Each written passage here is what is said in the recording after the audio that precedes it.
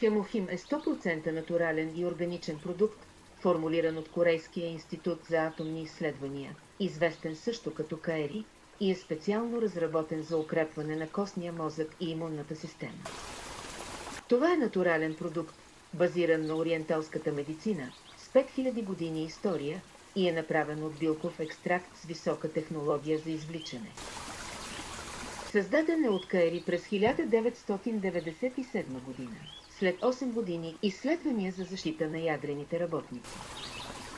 Има 4 патента в Корея и 6 международни патента в Япония, Германия, Обединеното кралство, Франция, Италия и Съединените щати.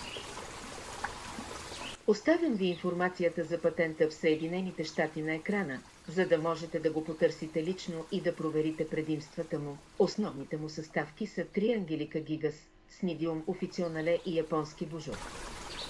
Тези 3 съставки помагат за подобряване на кръвообращението, разтваряне на съсиреци и подобряване на производството на кръв.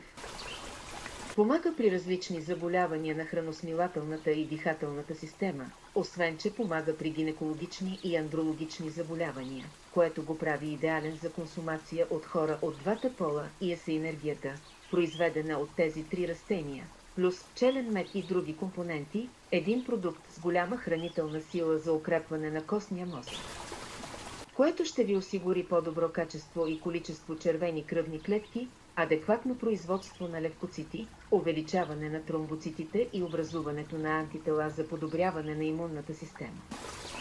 Трябва да се отбележи, че 15% от левкоцитите са НК клетки, известни също като естествени убийци или клетки-убийци. НК клетката е лимфоцит и важен компонент на естествената имунна система за защита на организма.